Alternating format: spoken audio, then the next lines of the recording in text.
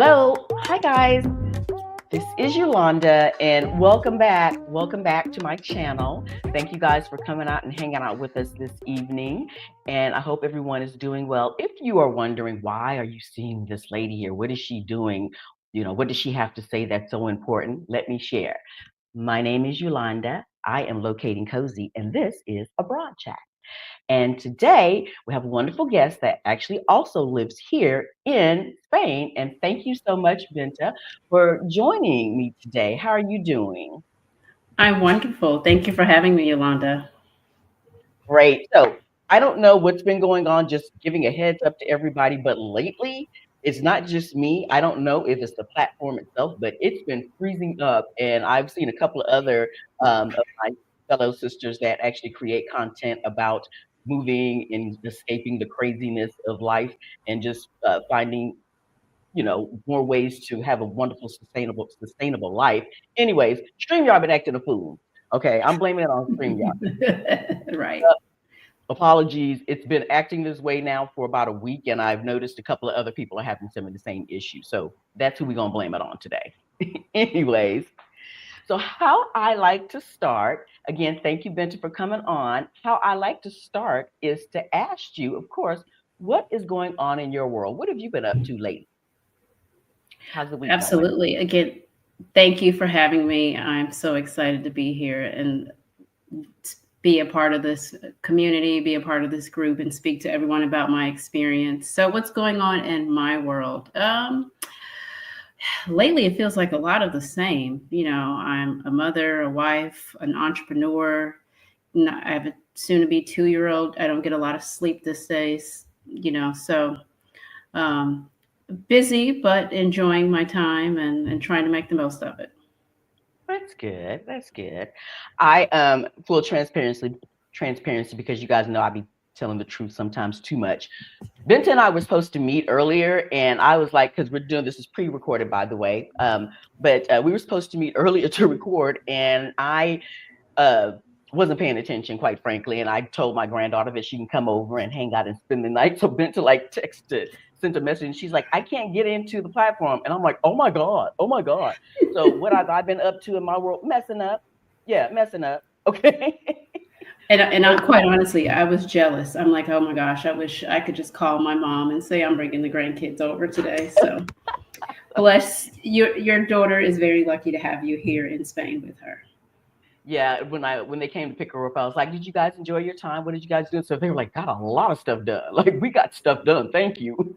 Oh yeah, I So that's understand. what's been going on. So she left, and yeah, we had a nice time because I had been in Madrid for the past week or so because I was pet sitting in Madrid. So this was my time to reconnect and hang out with my grandchild, with my little lollipop, as y'all know her. So yeah, that's what's up. So the other thing that I do like to ask and see, and I do want everyone to be inspired to consider this answer, what it may be for you, but how are you locating your cozy? What are you doing in your world, big or small, whatever it is? What are you doing that's just about you, that's bringing you joy, that's making you happy? The little moments can really be greatly impactful. So I hope that you are doing something to locate your cozy. So, Benta, tell us, what have you done lately that has just been just about you and bringing you Uh, joy? Absolutely. I would just say just taking some time for myself. Whether, I love going to a small cafe and having cafe con leche with my laptop for a couple hours and just having a moment with myself for a couple hours. So I'm being definitely a lot more conscientious in making time to just have some time to myself, whether it's working or surfing the net or social media, just having some time to do what I want to do in a cute little Good. cafe. I like that. Yes. Okay, off topic on topic, but I'm sorry, my contact lens is like doing something weird. Anyways, I noticed that like in the States, you can go sit down someplace and like I can go to a Starbucks and just work all day.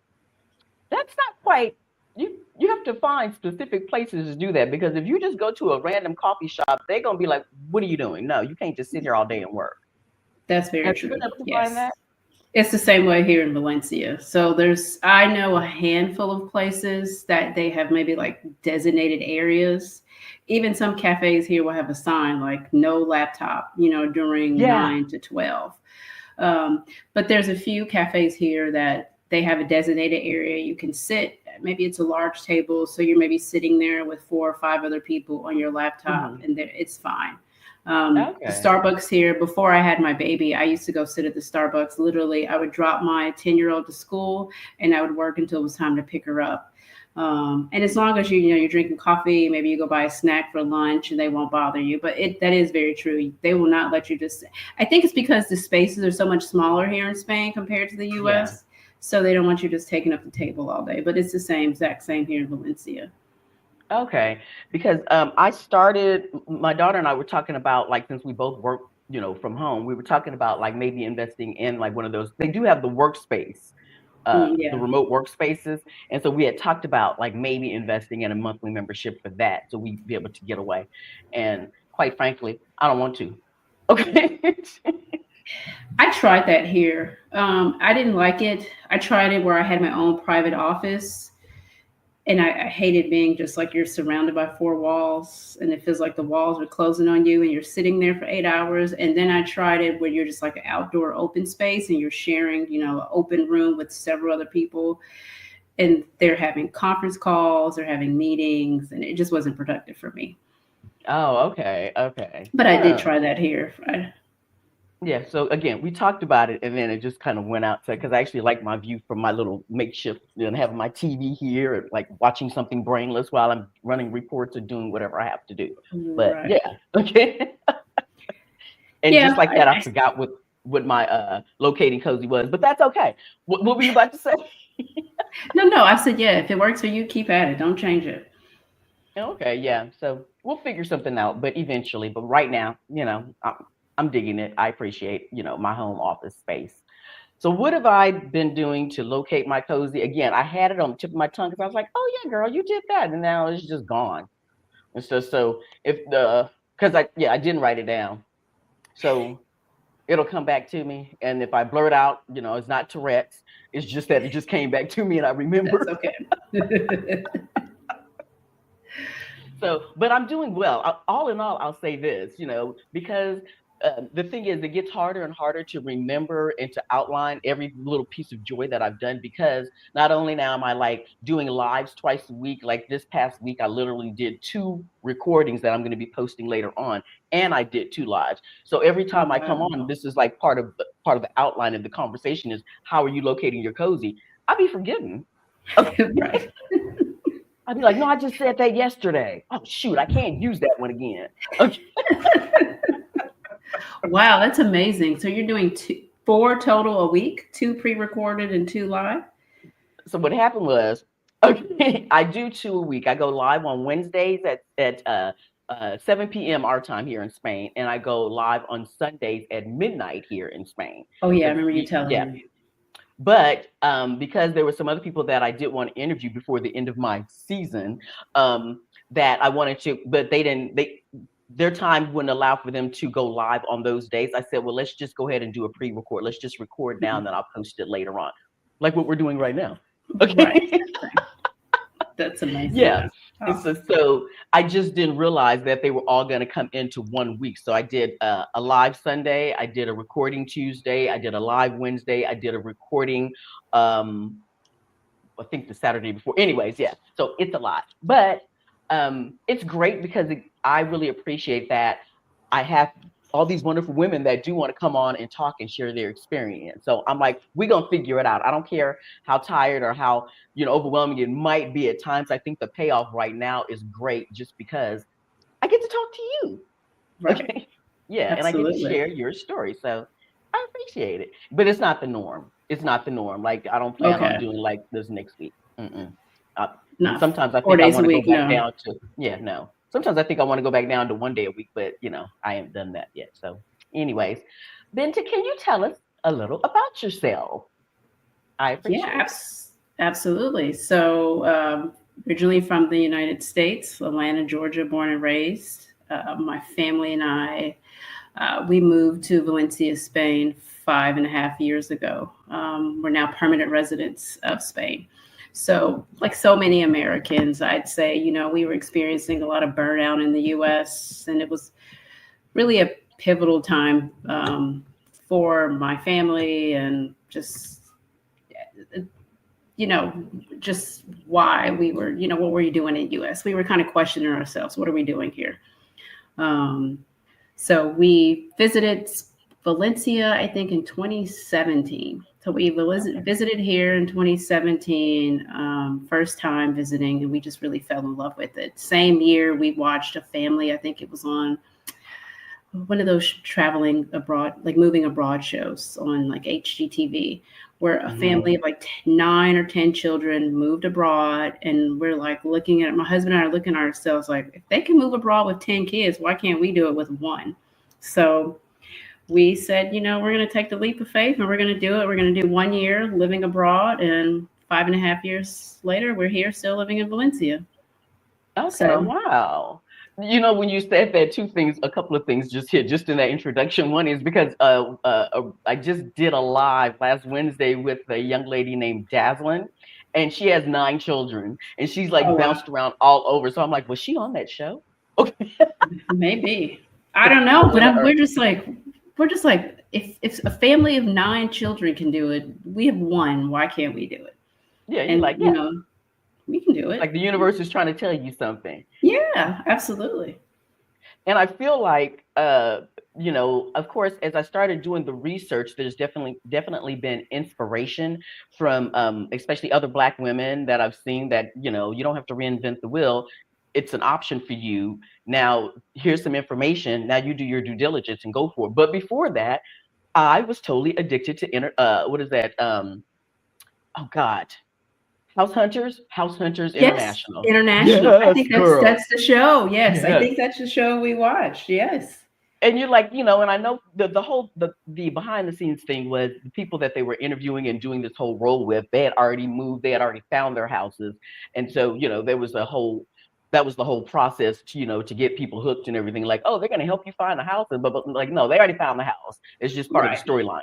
But it all just got me. And I was like, they must be filthy rich to be able to do something like that. And, of course, everybody has their story, or the job. They just had this great job that was like, yes, come here and we'll take care of you. But just to now be living it, but that was the original inspiration. I think it was for so many people. Especially if you're talking about 5, 6, 7 years ago. Now it seems like everybody's talking about moving abroad. Everybody's leaving, and with the digital nomad visa that Spain has now, that it's a lot easier than it was, I'd say 7+ or even 5+ years ago. But definitely House Hunter International. Watch that show. Yeah. Yes, absolutely. Me too. Same here. She's like, what you doing this weekend? Right. Watching House Hunters International. And I didn't want to watch the domestic one. I didn't want to watch the one where they're just moving across country. No. Okay. It had to be the one where they were moving to another country. Yep, same. And it's crazy because, my husband and I, we interviewed for that show when we first moved here. Oh. And it was, I think we would have totally made it and we would have been on the show. They loved our story. We're high school sweethearts. We're Black Americans. We're living in Spain. And it just wasn't, it was just so new. Our timing wasn't right. And we never even really followed through with the process. But it would have been really cool to be on it. But there's so many stories. So many people. You see it now. It's like so many House Hunter International Valencia experiences. Yeah.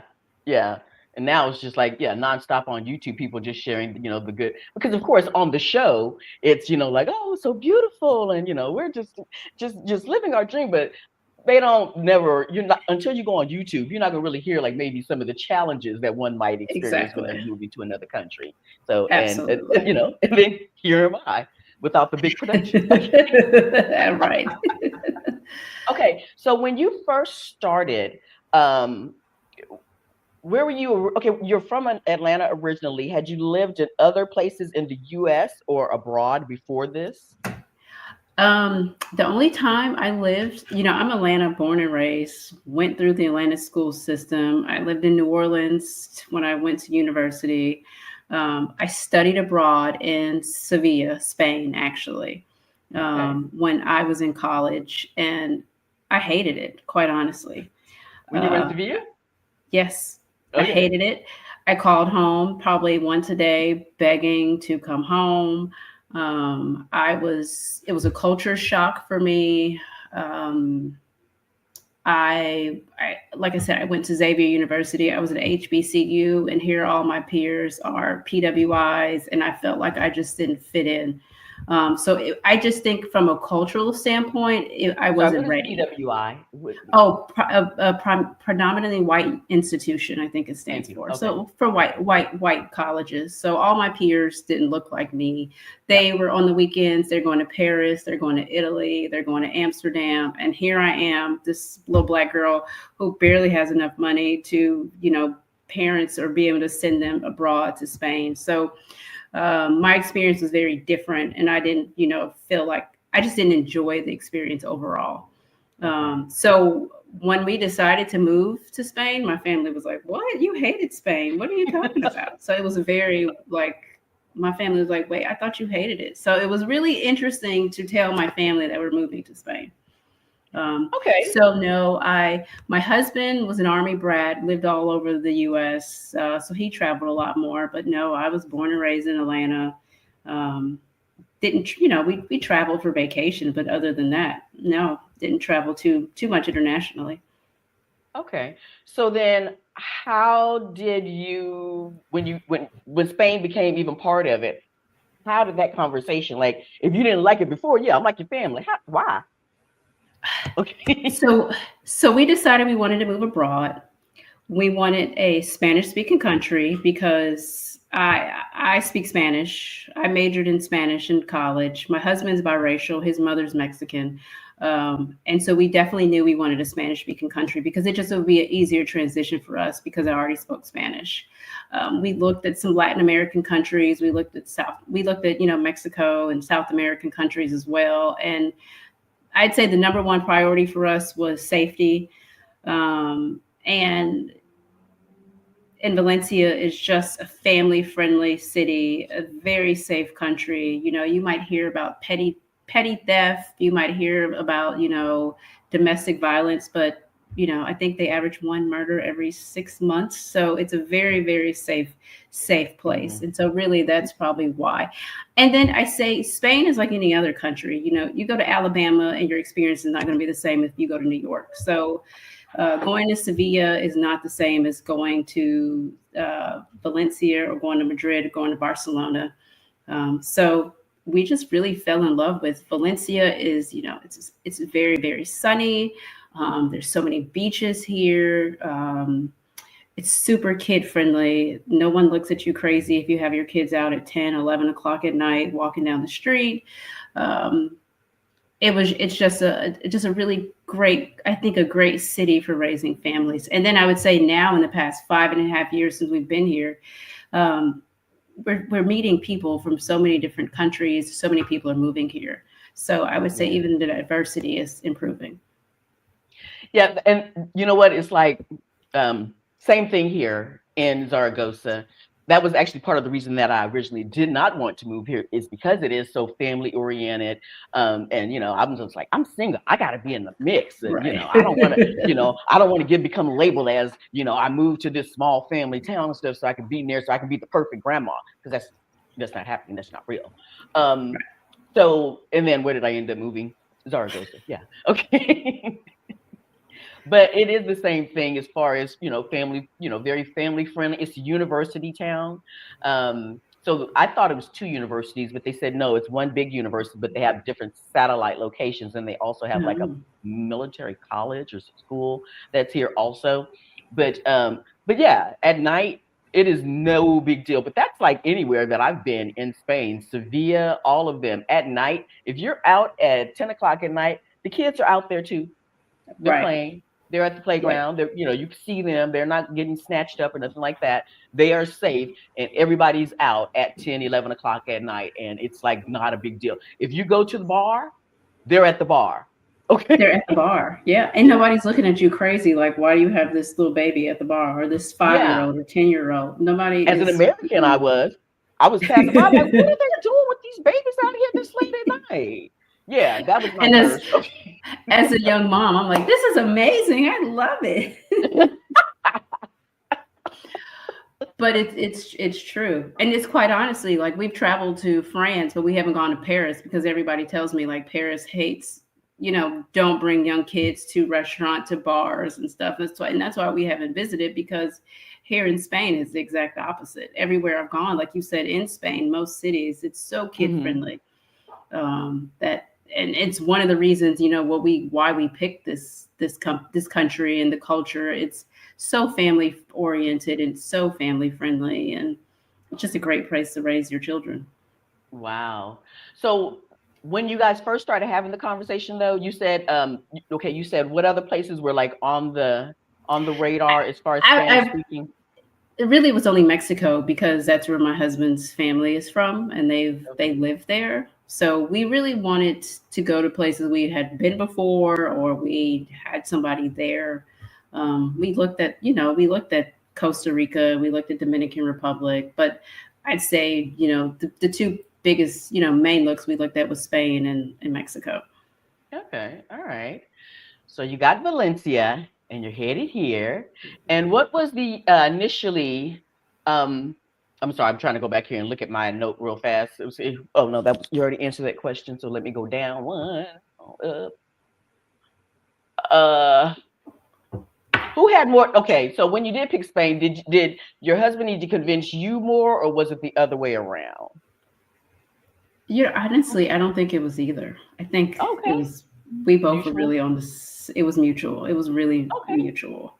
Because everybody thinks it was me because I lived here. I speak Spanish. Um, but honestly, my husband hasn't returned to the U.S. in the 5.5 years that we've lived here.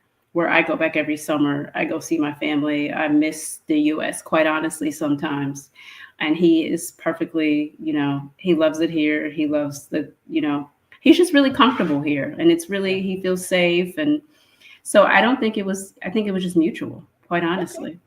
Okay. Yeah, a lot of times when I'm talking to people, literally there's like usually one or the other. I've heard stories where maybe it was the wife who was like, this is what we doing, and then maybe the partner, spouse, or husband were like, I don't know about this. And then they go and then they're like, oh yeah, yeah, I'm never coming back. What whether it's Spain or Africa or wherever, they're like, yeah, Anyway, right? Yeah, yeah, they I get think on it was our board. our trip when we went in 2017 and we came here to visit. I think we both were just like, we could live here. We both Yeah. kind of looked at each other and like, this, we really could see ourselves living here. So I Wow. think we were lucky that it was mutual for both of us. Of course, Excellent. in the 5.5 years we've been here, there's times, probably more so me, where I'm like, I'm ready to go back. I miss my family. Um, my husband's in at the time I was in finance. He is in tech, and so when you're in tech, you can work from anywhere in the world. Hmm. So I was having some corporate, what am I doing with my career kind of challenges. So definitely I've been the one who said I want to go back.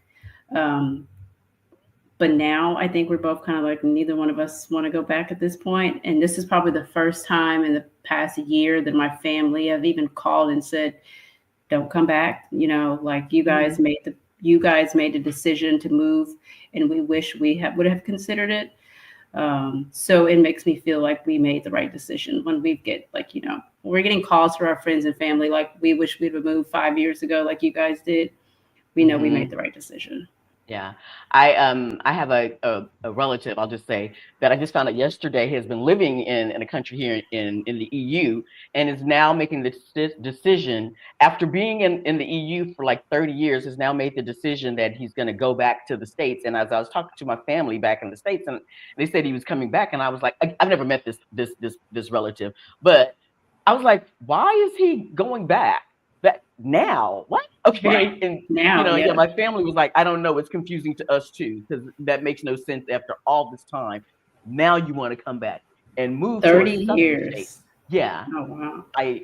So I It's don't going to be like, know. it's going to be culture shock for him, Yes, definitely. I really do feel for this person I've never met, but I really do feel for him. It's like you have spent all this time here, and now you want to come back at this point in time in history. Yeah, but that's their decision, their business. Right. So yeah, Yeah. but yeah, it Hopefully was it just works very out.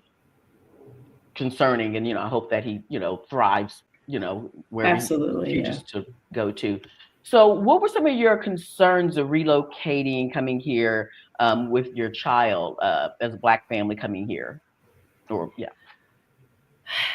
Um, I'd say I had, coming from Atlanta, and I tell people this: when you're from Atlanta, I consider Atlanta like Black excellence, and you see Black excellence everywhere. Even growing up, it's not uncommon to see the mayor, the judge, the police chief to be Black American, and so I've seen Black excellence my whole life, and then coming here, you don't really see that. So I would say that's been and still is probably a concern for me with my daughters if we stay long term.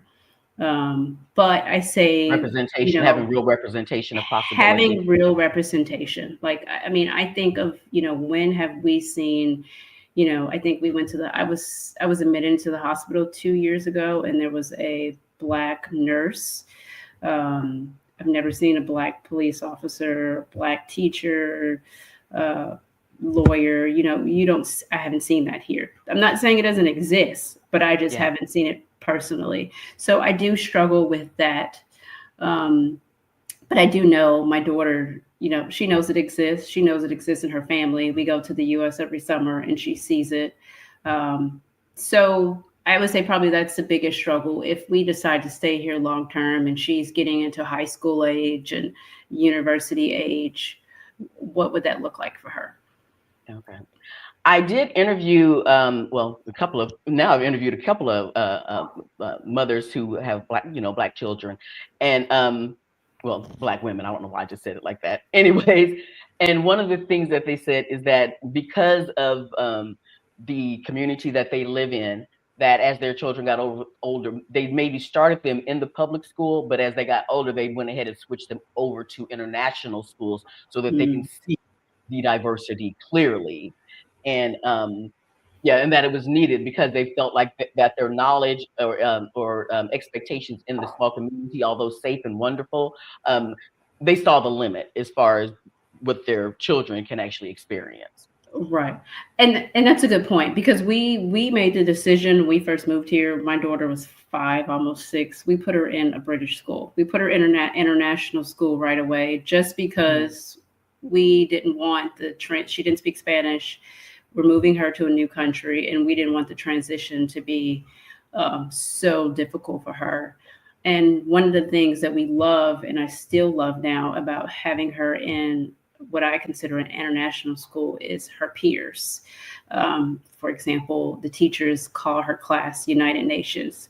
Her friends are from Egypt, from Russia, from China, from England, from Libya. They speak, different languages at home.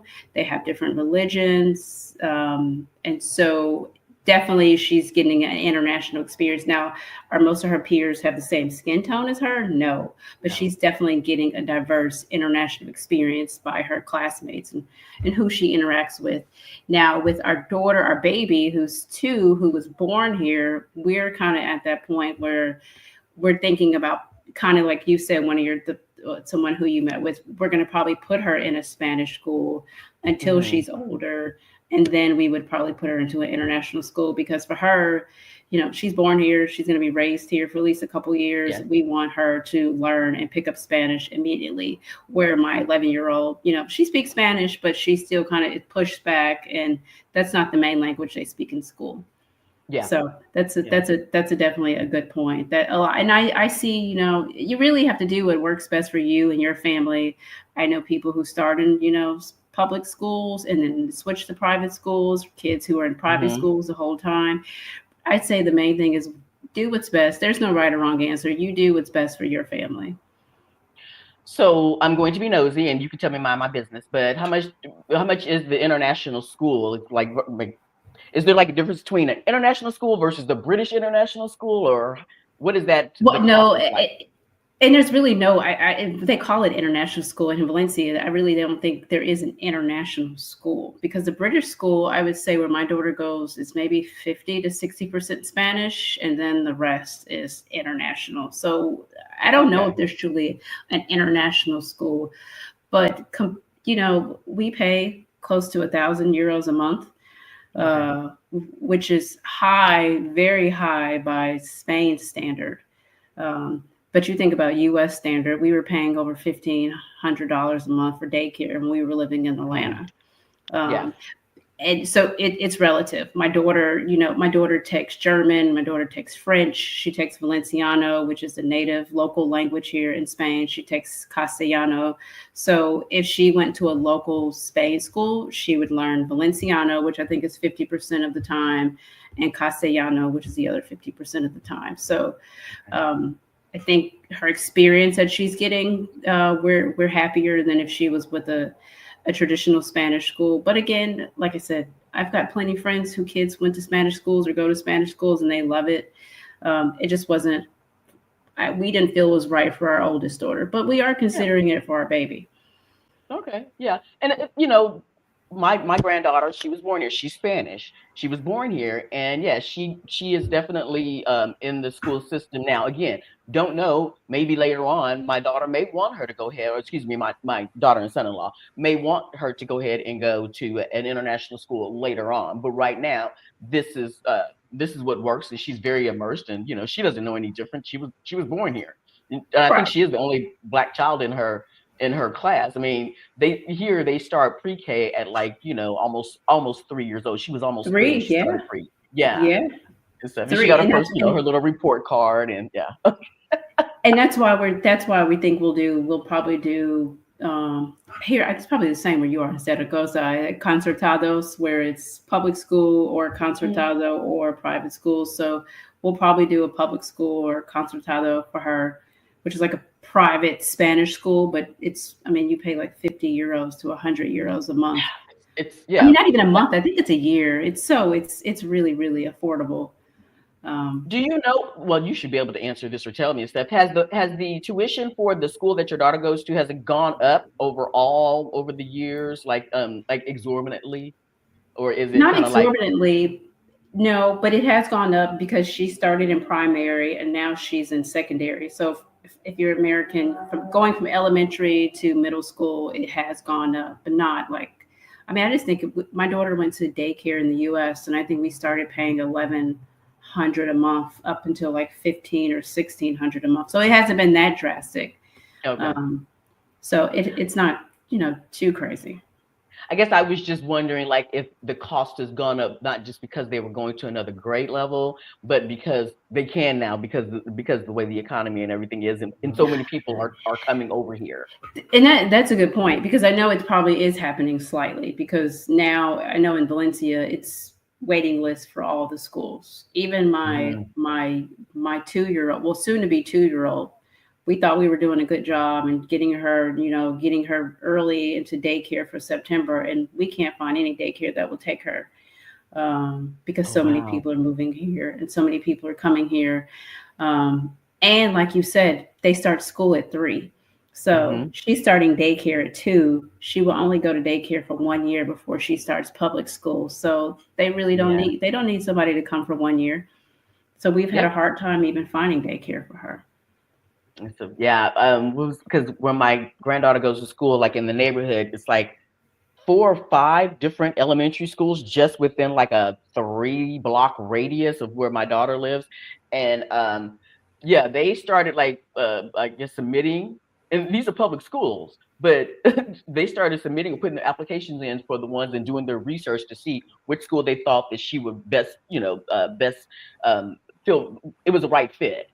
Right. And they were like, we got in, but again, it's still a public school. But yeah, it was like No, you had yeah. to prove yourself. Okay. Yeah, it's not easy for the public school, especially if it's a good public school that that a lot of people want to get their kids into. It's not easy, and that's Yeah. why a lot of people told me it's best to start them at 3, because if you wait until they're 5 or 6, you're not going to get in. So Wow. it's different. It's very different from the U.S. because we're used to 5. You're starting kindergarten, and so yeah, it's a new experience. Wow. So yes, I mean I feel it, and now we're expecting the second. I'm expecting the second grandbaby. Like I'm expecting my second, like it's me. I'm carrying the child. Oh, I didn't But know that. Congratulations. yes, yes, she's due in July and everything. So just all that getting ready, and I'm like, so I'm a totally self-sufficient single woman that likes to, go other places. And I'm planning to go, to Portugal, and I'm planning on coming down maybe to Valencia and Malaga and all this stuff and do a little tour along the coast. Maybe in May, fingers crossed, we'll see. And also, I am beholden right now to making sure that I'm around at certain milestones, like when she gives birth. Okay, Right. and I'm here to Absolutely. help take care of Lollipop while they're in recovery. It's like, has she Oh, demanded that's that wonderful. part of me? Not quite, but also I shall be here and be excited. Yeah. I just No. figured out, off topic, on topic, off topic. I just, because my Lollipop, I developed this little nickname for her, and so I was trying to, like, I don't know what the nickname for the new one is going to be, and it's like I don't know. So, anyways, I went down a whole rabbit hole of the meaning of her name. I'm not going to reveal anything, just so if anybody's asking, like say her name. No, but for the new baby, have the name. I went down the whole rabbit hole of like trying to find the right name that goes with the with my current granddaughter's nickname, and I went on Chat GPT and said, give me 20 translations for what the meaning is in different countries for this name. And so finally I have it like whittled down to, I finally found a nickname for this baby that's not even due until July. But so I'm invested. Y'all, just all You were that to say I'm invested and you were invested. excited, and I love it. That's Yes. amazing. So I'll be That's jetting off awesome. still, but still I'm invested here also. Okay. Absolutely. Oh, yes. Sometimes So we talk to, especially specifically my mother-in-law who loves it here, mm, and about how great it would be to have family here. Not even just to help us, but just to be with us and be part of it. Not, part yeah, of it's not to our. help, it's just to have that connection all the time. Yeah. Absolutely, because it's not the same. It's not the same to have a babysitter or have a friend come over. It's not the same as having your family here. Yeah. So Yeah, I get awesome. it. There was and that was, again, part of the draw. Even if when I was originally planning to move to Madrid, I was like, but at least I will be close enough that, like right now she comes over every other weekend. If nothing else, once a month I would see her if I had moved to Madrid. I was like, I'm gonna see y'all at least once a month, if I would have Absolutely moved to right. Madrid. Yeah. So it was Right. just And, proximity. and that would be definitely a recommendation for someone who considering to move to Spain or to another country. Definitely, if you have children, take that in consideration. If you have a big support system, if you have a big network of people who are helping you, um, it changed drastically for us. We had all of our family in Georgia. On the Mhm. weekends, we wanted to go out. We dropped, my daughter off, and we're out for the weekend. And we're just now 5 years into this where we're comfortable with a babysitter to watch our children. So, you definitely have to take that, and no regrets, but it's something that you definitely have to take into consideration when you're moving abroad, whether you're a single parent or you have a spouse. Um, if you do have a support system at home that I mean, I It see changes people on social drastically. media. Yeah, it changes drastically. Some people are okay. I see people online like, I need a babysitter for this weekend, and they Yeah, let somebody come home. But if you're not that type of person, which we aren't, it's going to be an adjustment for you. It's going to be an absolutely. adjustment where we go on day dates, or we go on dates with our little baby because she's not in daycare yet, or Mhm. now we have a babysitter who comes. So it definitely is a big change when you move to another country if you have young children. Yeah. If you do have a support system at home. It helps, yeah, definitely. And and I thank you for bringing that up again, because w- through all my talks with different women along their various journeys, I never wanted to be perceived that it was just like all like roses and wonderful the entire time, and there was never any challenges. It's not reality. Right. So yeah, Not reality at all. it's Yeah. not something that No. made you be like, well, I can't go if I don't have this, but it's just something to consider. It's absolutely something to consider. And one thing I see so many people now because they're unhappy with the climate in the US, or maybe they're unhappy with their career and they are, looking to leave, you know, leaving and going to another country is just not going to magically make, things, it might make it better. It might make it better temporarily. It might make it better, on the long run, or maybe luckily on the long run or short run. But it doesn't guarantee that, your life is just going to be for the better. So, don't Yeah. make sure you do your research, make sure you are prepared. And, if you're running away from something, it's quite possible that you're going to take that baggage with you to the new Yep. country, because we did it. Absolutely. We did it the Yep. first year, you know. So So please give an example of like if yeah. Can you give us an example of what some of the things, the baggage that you did that you thought you were like, oh, that's going to be healed and over with and gone, and then you were like, oh, so this is still an issue for me. yeah, I would say the first year. So I think Michelle Obama did a, a panel a couple of months ago or a couple of years ago where she talked about, the rocky time in her relationship to Barack Obama. Hmm. And because my husband and I, we've been together since we were teenagers. He was 16 and I was 18. We're in our 40s now. So when we moved here, it was a rocky time in our relationship. And I Hmm. think we both thought moving here was going to just, oh, we're going to be sunshines and butterflies, and everything's going to be wonderful and it's going to be amazing. And the first year, I felt alone. Um, my 6-year old is more like my husband. They're more introverted. They're more gamers. They're more techie. They like being indoors, where I'm more outdoors. I want to get out. I want to go explore. So I'd say the first year I felt like I'm alone here in the city. Um, and then it started changing, but it quite honestly, it took a year for me to realize, do I really want to be here? So that was probably a rocky experience for us, that um, feeling isolated. Definitely, I felt isolated probably my first year here. And then you think we moved here in 2019, COVID happened in 2020. So that's, more Yeah. isolation that Yeah. I felt. So I just say, just don't give up, because we didn't give up. In 5.5 years, we're permanent residents, and now we're thinking about, buying something here, and we're really, really in a happy place. But Hmm. don't expect just to be, everything's going to be wonderful. My career, my marriage, my relationship, my children. If you had baggage in the U.S. when you move to a new country, it's quite possible it's going to probably come with you. Yeah. And the thing is, I will say this. This is just my theory. I feel like because it's true. Whatever it is that you're carrying, that struggle, that whatever that's like has you all tensed up, will come with you. But I feel like in this new arena, in this new journey, I've had the opportunity to identify it and to deal with it more. That's a great Where I point. Yeah, where maybe I felt like was never going to be given that opportunity had I stayed in the US, because I was just constantly just go, go, go, go, go. And you have to do this in order to survive and to make it and to be considered successful in the US. I feel like here, it's like there's some baggage, some stuff I need to work through, but at least now I have the time to even put thought to it. Amen. I agree 100%. And you have Mm, time to kind of work on, if you've got something on yourself you need to work on, like you said, you've got time to work on it yeah, now and here, because you're not, working, 10 hours a day, or you're not, keeping up with the Joneses every day, or you're not yeah. worried about, everything. So that's a very good point. And I agree Yeah. wholeheartedly.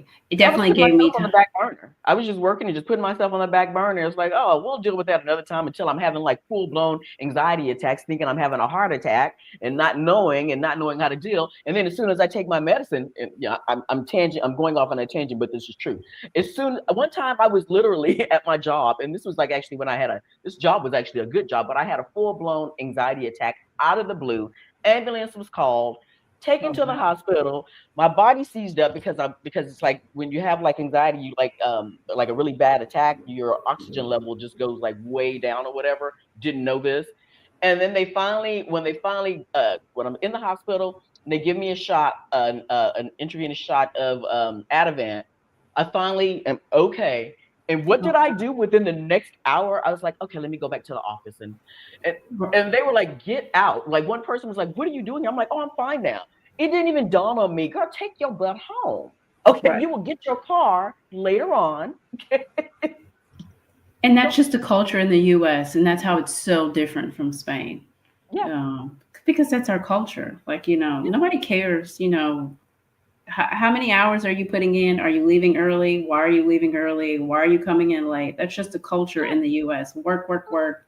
What do you have? How much do you make? What's your title? What do you do? Whereas here, um, it's family. It's family, and if people make 50,000 euros a year, they're comfortable, and hmm if they have their they own their vacation home that the grandparents pass down to them that they go to in August, and they're yeah, they're they're fine with that life. That's all they need. yeah, And so it definitely gives you time to take a step back and kind of think about what's important for me and my family. So yes, definitely. exactly, exactly. So looking back, when you were going through the process of moving here, is there anything that you kind of either underestimated, like you thought you were prepared and you weren't, or that you over prepared for? Oh, that's a good question. Um, I'm a planner, so I think I probably over prepared for everything. Like we were not the people who just picked the country or city and just moved here. We came to visit. We looked at schools. We looked at neighborhoods. Um, I would say I don't know if I over prepared. Okay. Um, Underprepared. I think it's a big transition to go from a country like the US to Spain just because of the Mhm. culture is different. Because Spain, I don't want to say a slower country, but a más tranquila. Just, Yeah. it's different. And so that was probably a big adjustment for us when you need to, handle banking, when you need to handle government, when you need to handle medical, and everything just kind of feels like it takes forever. I don't think we were prepared for that. And we maybe appreciate it a little more now, but we probably weren't prepared for the difference when to handle, I say, official business. But I Yeah. don't think we over prepared for anything. If anything, I would say, we didn't realize that the movement of people moving abroad was going to take off like it is. So my big regret is I wish we'd have invested in commercial and real estate 5.5 years Mhm. ago when we first moved here, Yeah. because the prices are now, are so much higher than we first came. Yes. But what I can mean, you do? I'm thankful for my rent right now.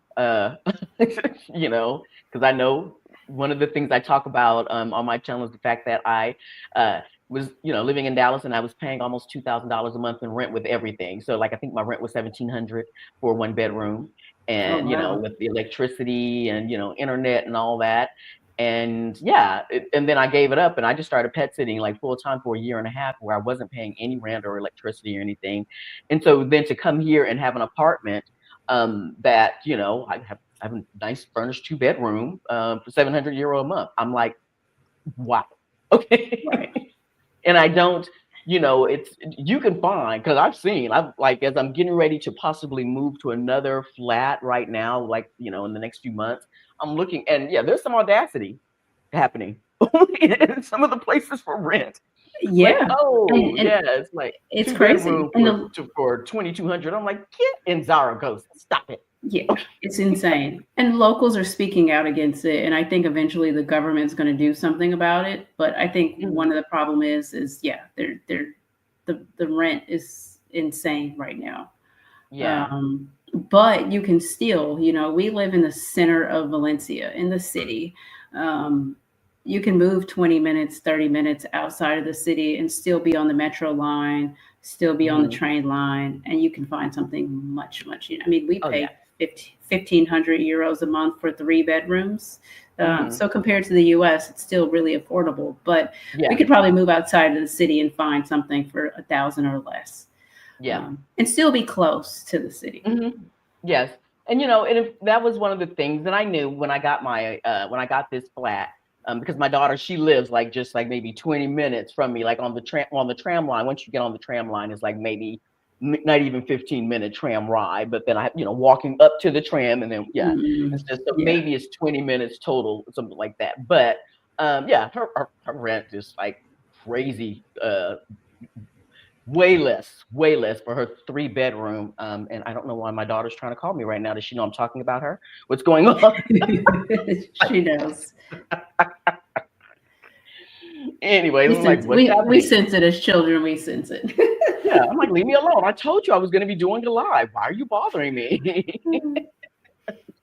An interview. I'm like, literally, yeah, we're live. This is how it happens. I remember just, okay, and she's calling me again. What is happening here? Hopefully it's not important. I was like, I'm going to pull up Yeah, my notes while you do that because there was a few things. I know you want to talk about school. yeah, just a second. I know. Hold on. Okay, go ahead. Oh, you know what? It could be. I'm wondering if it's my granddaughter being funny and trying to call me because she does that. Oh, Okay. maybe.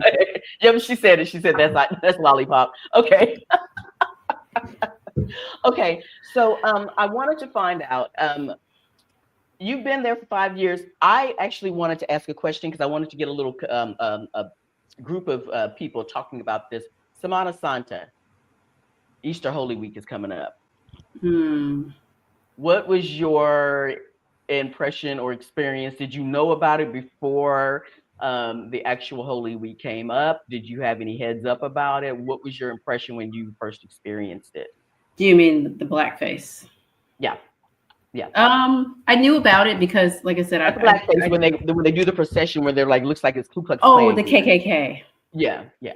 Yeah, I knew about it. Because here they do the Three Kings also when they do the blackface. Okay, yeah. I Um, haven't seen that one, but yeah. um,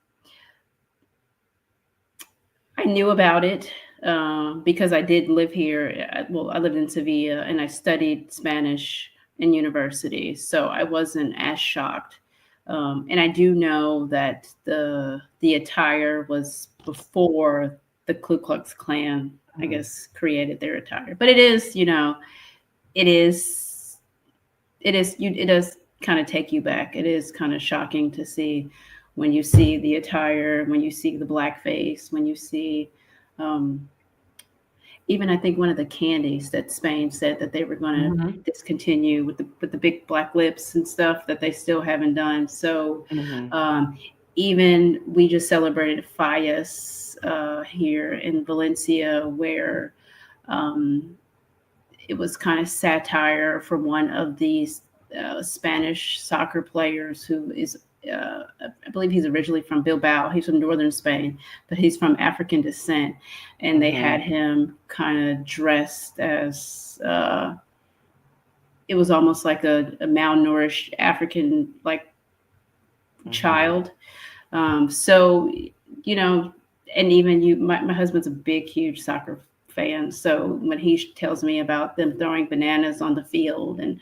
making the monkey noises, sometimes you're shocked and sometimes you're not surprised because um, I think it's like with any country when you meet people who have not been exposed, just like in the US, when I have family from, small town North Carolina who've never left small town North Carolina and their culture is they've never been exposed to much. And so they might say things about a group of people and they think it's okay because they don't know any better.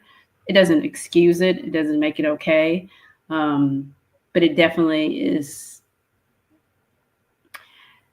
it's hard to kind of deal with sometimes. Even Yeah. like for Fayez, I showed the statue to my daughter and she had questions about it. Did she find it offensive? No, but she was wondering why the soccer player had his big belly and no shoes on and why are they making him look like this? So, it's a really tough conversation that I think that a lot of people in Spain won't recognize and won't say. We'll say it's offensive and it's derogatory, and they say, "Oh, it's just culture, it's just Yes. religion, you know, Yeah. it's just it's Like just they're like, I don't understand tradition." why you're upset. What's the big deal? Right? It's Yeah. just tradition. So I Mhm. definitely, that's probably been a hard thing for us being here. I would say most of my friends who are Spanish, are married to someone from other countries, or they have, lived or traveled outside of Spain, extensively. And when you meet those people, just like in the U.S., they're not the same as the people who lived in their small town their whole life, and they're just tunnel vision. Why are you here? What are you doing here? Why are you in my country? So Mm, it's it it's not an easy conversation by no means. yeah. So then that's, well, I can't go deep in. This would be my first year. Well, okay. Semana Santa. My daughter warned me the first time that I came here to Spain was in 2018 to visit, and it was right during Holy Week. And Mhm. she did warn me. She was like, "Hey, this is happening. This all over. It's gonna pop up all over. So just know." And it was shocking. And I remember I took I was doing video and I posted it on Facebook, and my friends back in the U.S. and my family were like, "Girl, you okay? What's going on? Why are you just Right. standing here while there's a procession of the Ku Klux Klan?" I was like, "No, it's not." Okay. But just to understand that, yes, it is. It's part of the culture, that basically the Ku Klux Klan kind of like took it and was like, "We're going to take it in this direction." Right. Yeah, yeah. Um, but it can be triggering. And so with the group of women or group of people that I have that are coming to Spain, although some of that, I think that maybe most of the people that are coming um, to Spain this year for the meetup that's happening in April, a lot of them are not coming straight from the US. I have like people that are coming that like might be visiting in Italy already or something like that, just because they're kind of freaked out about flying right now. But all that to say, um, I'm sorry. Yeah, all that to say is that I did do a little post in explaining what the Semana Santa was in my Black and Zaragoza group, Facebook group, just to give people a heads up. Like, if you're coming, whether you're meeting up with me or on your own or doing your own thing, here's some history that you might want to be aware of, so Yeah. we can avoid you being triggered. Right. And I think that's a big thing. Just understanding it, knowing, Yeah. Okay. understanding the history, and so yeah. I understand. So I wanted to ask some questions, some more questions about school, because again, I do have quite a few people that do ask me about the experience of raising your children, especially Black children, American Black children in Spain, the concern of racism, the concern of integration, the concerns about how your child will be received. So can you give us some more insight on, I know you have a daughter that was born here. I guess more information about your daughter who was 5 or 6 when you guys first came to Yeah. Spain. Okay. Hmm. So when she started, she was in the first grade. Yes, she was in first grade, which, yeah, British is year two, so first grade. Okay.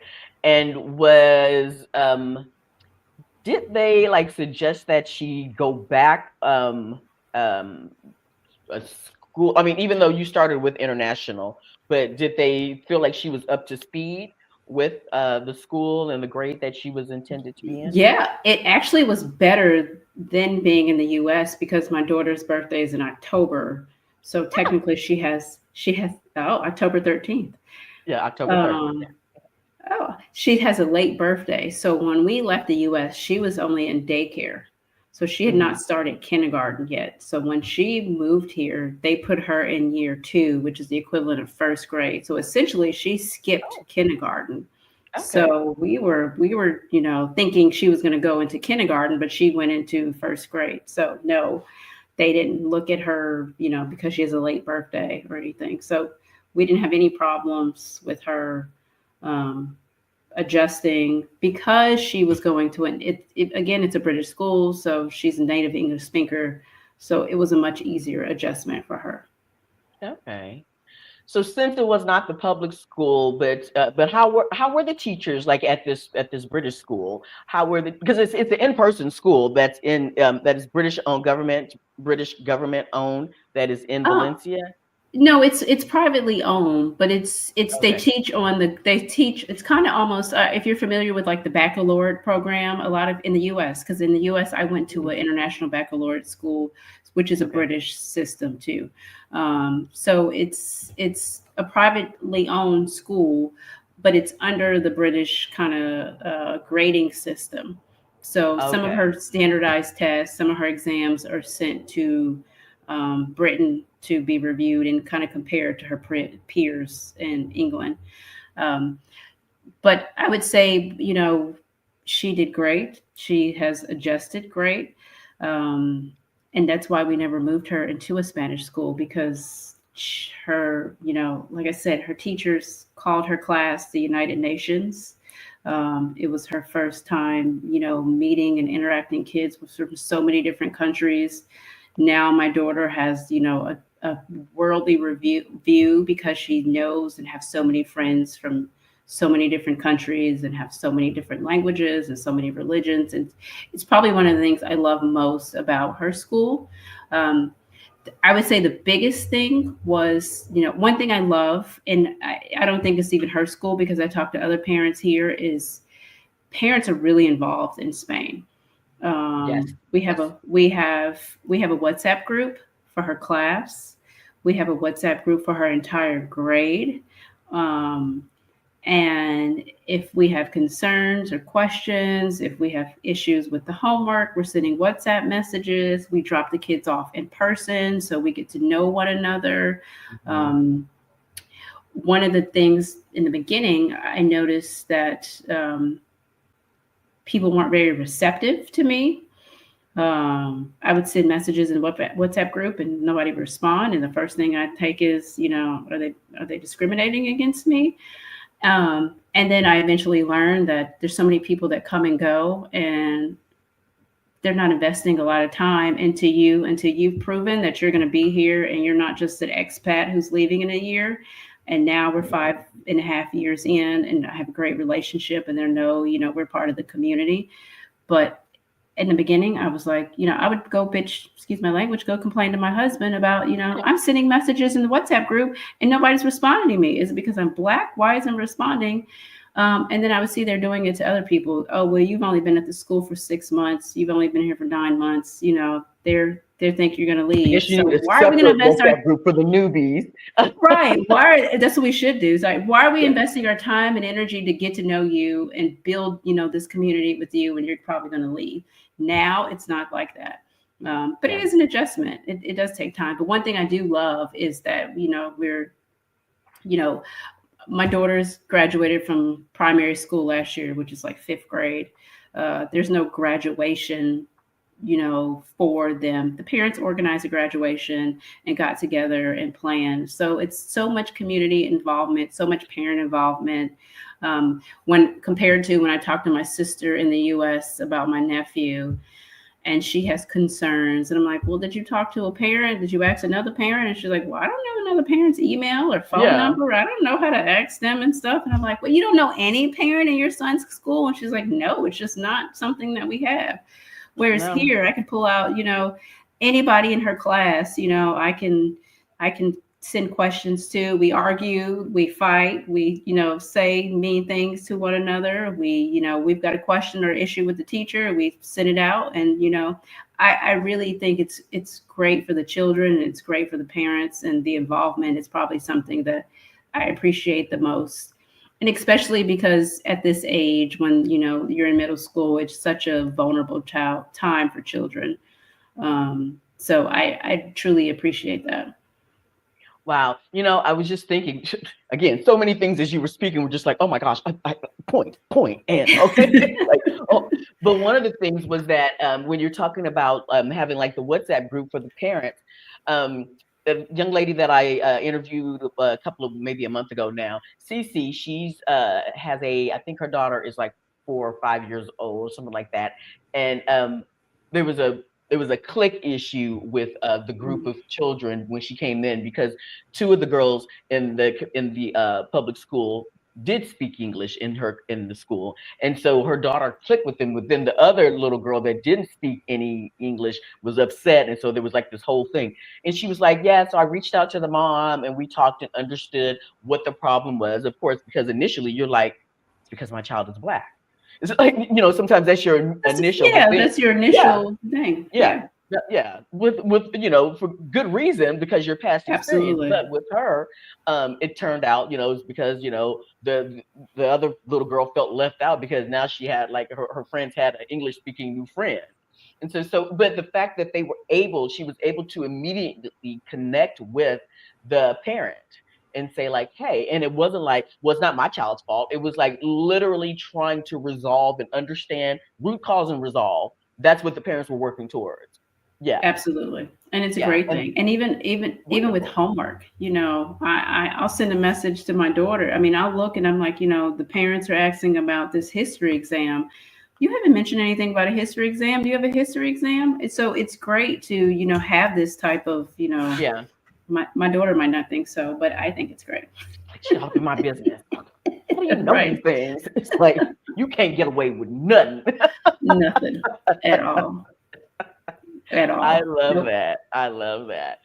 And so yeah, it was the same thing as far as the being accepted. I remember two very specific experiences because one, my daughter who lives here, she came here as an auxiliary, and now she's here, she lives here, and of course when she first came, it was like, oh yes, I want to meet people and get to know and all that. But now that she's here and she lives here, and now whenever she would meet new auxiliaries before she quit teaching or that program, the new people would come in every year, and she was like, I don't have the mental capability to befriend and get close with somebody that I know is leaving in a year. I That's can't do it. leaving, right? Yeah. Yeah. Yeah. She's like, I know I'm here for the long haul. I'm here. Right. So I get it. And even when I started going to, like, they have the blah blah language exchange here. Well, they have it like all over, but they have a chapter here. And so I would go to some of their events. And I remember different times when I would visit before I moved here. I would go, and they were nice. Don't get me wrong, everybody was nice. But this, since I moved here and I've gone to a couple of events, and they would ask me, so how long are you visiting for? And I was like, no, I live here now. Once they realized that I was living here, like I was like, no, Yeah. I'm not here on vacation. I'm here. They were like, oh, well, you can come into our WhatsApp group now. Okay. It's Like true. I found them on Facebook, but no, they were like, oh no, you're with us now. Come Now on in, now say you're part of hello. the group. Now you're part of the Yeah. community. And it's Yes. true. And I think a lot of times it's, at least for Valencia, a lot of the people here have lived here, went to university here, they've been in this community their whole lives. And Mhm. so before they welcome you into their community and their friendships, they want to make sure you're not leaving. I don't want to build this relationship with you and you're out of here in 1 year. Yeah. Um, but in the beginning, You it don't want to does have your make heart you broken. feel You built up this ex- bond. Yeah. exactly. But in the beginning, you do question. You're like, are you just not friendly because I'm Yeah. black? But Yeah. then you start talking to other people. My friend who's blonde hair, blue eye from Sweden, and she's like, oh, they're the same way with me too. Yeah. Who did move back to Sweden, and then you realize, okay, well, I kind of understand. Yeah. And so, yeah, that makes sense. So, in your neighborhood, okay, so let me just say this. So, in the school, the program, everything is what you needed, what your daughter needed to grow in the community. What about friends and community, or her friends outside of school, like in the neighborhood? Has she been able to develop friendships through other activities in the neighborhood? Not really. I'd say through her dance class, she has friends, Okay. cordial friends, but really her close relationships have really been through school. The people who Okay. we're comfortable with her sleeping over or we will invite into our home have really been into from her school. And they are, some Spanish children. I'd say we have a group of every Friday after school, we meet at the park. It's a school. I mean, there's a park right by my daughter's school. And my daughter's at the age, most of her friends are 11, 12. They're at that age where YouTube, Minecraft, they want to play video games and they want to Mhm. sit on their phones or computers. And so we love that on Fridays, they want to go to the park and play and just be kids. So Yeah. we have a group of parents that we, every Friday after school, as long as it's not raining, we take them to the park and we just let them be kids. And we love it. And, Mhm. we are, three people are from Spain. I'm American. One's from China. One's from Russia. One's from Poland. And so, we every Friday we do this, and we've kind of built, our daughters are friends, but we've also become friends along that way too. And it's been a learning experience for me as well, and meeting people and understanding different cultures and nationalities, and maybe even biases that I had as an American about a group of people that, being here, you realize, are just biases. Yeah. Yeah. So Unfounded in a lot of cases. And you're just like, okay, yeah. Um, it was so funny. I cannot remember where this lady is from, and I guess maybe it's good that I can't really mention where she's from. But she's from a country where they really do embrace Botox and all the whatever it is to keep you looking young. Just yeah, one of those. I want to say Russia, but that's not it. But anyways, I um, know. Yeah, I very don't want to say. Yeah, I got it. you got it. And so I and got it's it. so funny because she it is what it is. Wonderful person. And I had heard these things about that country, but it didn't feeding into that, I guess, quote, stereotype. It still made me understand that that stereotype is just one aspect. It's one aspect of this person as a whole that is actually a quite beautiful, lovely person that I'm happy to have in my life. So whether your biases or your theories, some biases, I mean, some of course you just can't put up with. It's like up with that I will not put. But Right. there are some things that the bias may be true, but it does not invalidate the need to get to know and want to have this person around in your life. Absolutely. And I think and what's so important is we have these biases, but when you have a relationship with somebody and you're comfortable asking questions to them and understanding and having that dialogue, it makes they learn, you learn, and it makes a world of difference. It makes a Yes. huge. It's been a huge. I have a lot of friends here. There's a lot of Chinese community here in Valencia, and there's a lot of biases.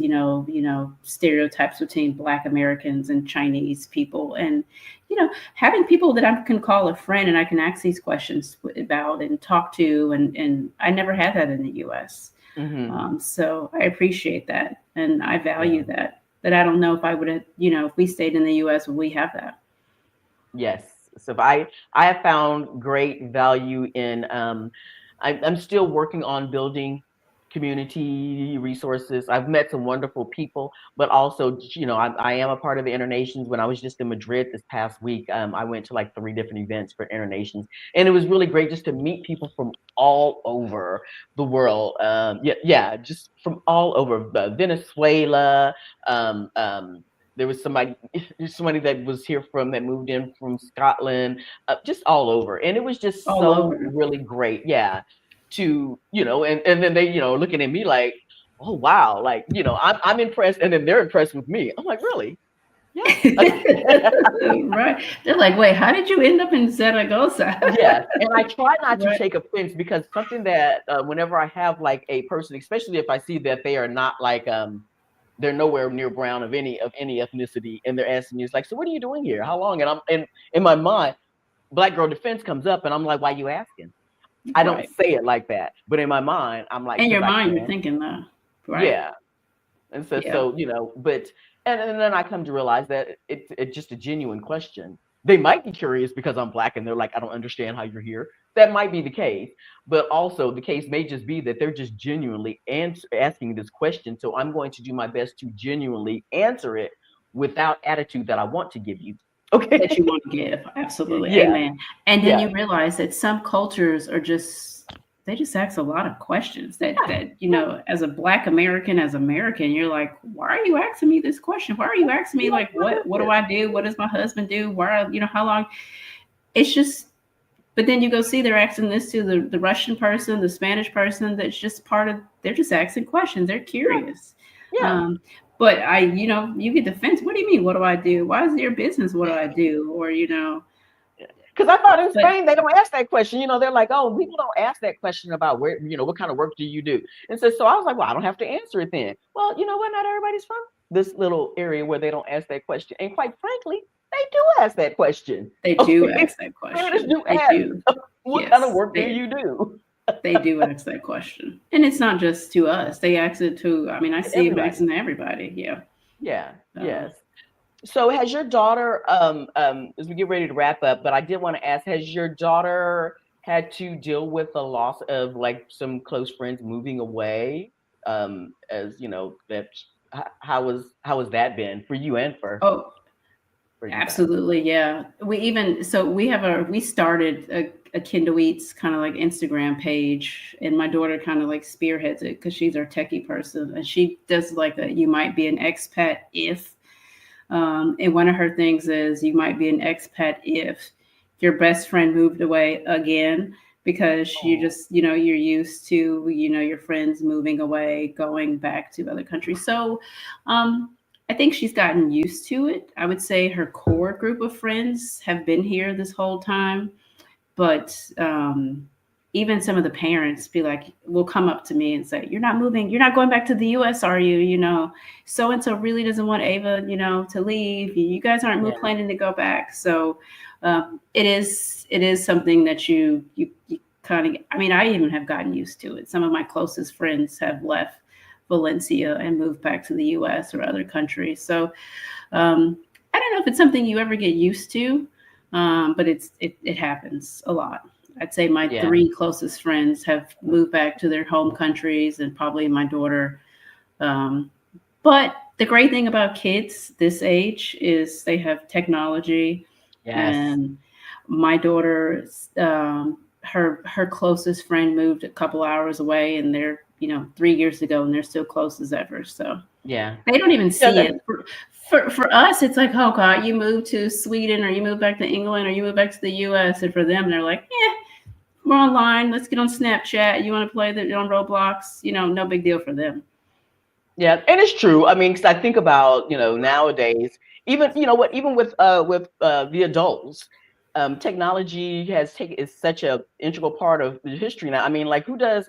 I don't know who really does like high school reunions, whatever and stuff, because now you just have your friends stuff that you're staying connected with, or if you do Right. reconnect, you're good. I don't need to see everybody else. I remember you. You were awesome in whatever time in my life. Yeah.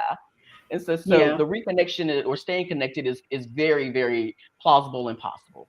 So Yeah, and I think for their generation, it's a kind of a non-event. If you're a friend and we value our friendship, we're going to stay friends. And I've seen that with her. Her true friends, we don't mind driving 2 hours away, once a quarter for her to see one of all her right. good friends. So Okay. Well, before we wrap up, I did want to ask you if there's anything one that you feel like we missed, but I did have one more question. But is there anything regarding school or raising a child here that maybe I forgot to touch on or no, I just would say with school, for anyone who's looking to move to Spain, do what's best for you. You know, there is no right or wrong answer. You will know, whether it's public school, whether it's private school, whether it's English, Spanish, you do, I had people criticize me. Why are you sending your child to the colonizer school? Why would you do that? And, oh girl. do, Okay. do what's best for you and your family, and take all the negative stuff out. You know what's Yeah. best. And, I'm sharing my experiences. um, I didn't ask for you to come in and tell me how I need to be spending my coin and what I need to be doing. Girl, get out my yeah. Person, be right, gone. Okay. right. And then I would say you have to remember that culturally, Spanish people are not the same as Americans, and all Americans are not the same. So Yeah. don't come to Spain expecting. I'm from the South, so we're used to people saying hello, thank you, how are you, can I help you with anything, do you need anything else? You're not going to get that here, just like you're not going to get that in most parts of New York. So don't come here with don't expect what you have in your home country or your home city. This is a new experience. Embrace it. um, 95 95% of my experiences in the past 5.5 years have been very positive. So I would say, make the best of it. And it's going to be, a learning curve, but that's life. And just roll with Yeah. it. Yeah. It's just you kind of just go with the flow, adjust accordingly. Yeah. And you'll make it. as we Yeah, did in the U.S. We made it. We made it. absolutely. We We made it made enough that we were like, okay, and next journey, it. not here. And right, what's next? I wanted to ask you really fast about what does Kindle eat? Your Instagram.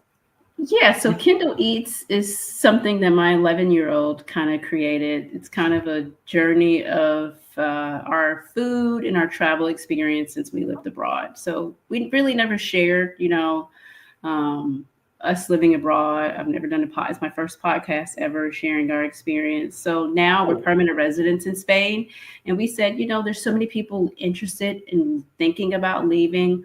Let's just kind of share our journey. So my daughter does most of the content. And it's just, okay. it's just fun, family friendly. Here's some food and here's some travel and things that we like. Yes, I was digging because it's like there was one about the castles or something, and I feel like I have not well, because I didn't come to Spain to go on vacation. I came to Spain to live. But there's certain things like the castles and things like that. I'm like, I feel like I need to experience more of Spain. I'm Mm. like, oh, I want to go hit up, Italy, parts of Italy and France, and I was born in Germany, so I wanted to go and check. I was like, girl, you still got a whole lot of Spain you need to discover. Oh So yeah. But yeah, you so and when you've I got plenty of time. That's a great thing. But yeah, yeah, Spain is it's so big and every region territory is so different. But the yes. castles, yes, I love my 11-year-old's like, oh no, mom, please not another castle. But I love visiting the castles. So It's I'm putting that on my list of like experiences and expectations in Spain. Yeah, that I plan on doing a little bop around because you can always just hop on a train and right. be there. Okay. And be there. Yep. And or you can do Ryanair. I think like we were looking for spring break, like 200 euros round trip for a whole family to go to another part of Europe. So You just can't bring no bags, but yeah. very true. And we're working on that because we're like, we keep bringing bags and we don't even wear Yeah, any of this stuff. How do we like, true. we need to get it, we need to be more local where you just bring your book bag per person and you keep it low. Yes. I wish I would have done that when I just went to Madrid, but I was like, no, I have to have, four different shoes. They actually did use Why? all of them too, but that's Oh, well, another you're story. good. That's Because we another story don't. because I We brought my I rain never boots and do. it was raining. Yes. Okay. We always return like, why do we bring all this stuff? Why do we need all this stuff? Yeah, So I'm working I on it. get it. That's the next step of my journey to, travel lightly. When is it? Is the rain season still going on in May, or when does it lighten up, or the changes come about? It will probably in the next 2 weeks it'll get better. Okay, all right, because I'm really, I mean, really on my agenda in my mind. I'm like May is like the time because it's like I'm doing my season finale for my first year or so of doing these interviews and or doing these vlogs. So then I'm going to take a little time off. So yes, I plan on getting a little Definitely, travel in. So yeah, definitely come hopefully here. I'll I be mean, making many it people in. don't realize Valencia is the third largest city in Spain, and it's the weather is amazing. The beach, there's so many beaches. It's a great place. Okay. Single or not, single, married, children, whatever. It's a great town. Well, Definitely I'm will have a looking forward great to that. time. Okay. Well, Absolutely. thank you so much. I really do appreciate this. You guys, please do. The Instagram Kindle Eats is down below in the link in the description. So please do check out, subscribe, check out so you can see all the wonderful foods and experiences that Binta is having with her family. Also, please do make sure that you give a thumbs up to this vlog, to this video. Make sure that you are subscribed. If you are not, please do subscribe to this channel. And if you are thinking about coming to explore Valencia or coming to explore Zaragoza, where I am, we're having a meetup next month in April. Please do subscribe to Black in Zaragoza, the Facebook group, so you can get all the information about the upcoming meetup that's going to start off in Madrid 3 days and then going to end up in Zaragoza. Excuse me, in Zaragoza for 3 days. You don't have to be here for the whole week. You can actually bop around to some other areas if you would like, but definitely get your information because you're going to want to be here for this. And thanks a lot. And you guys take care. Okay. Thank you, Yolanda.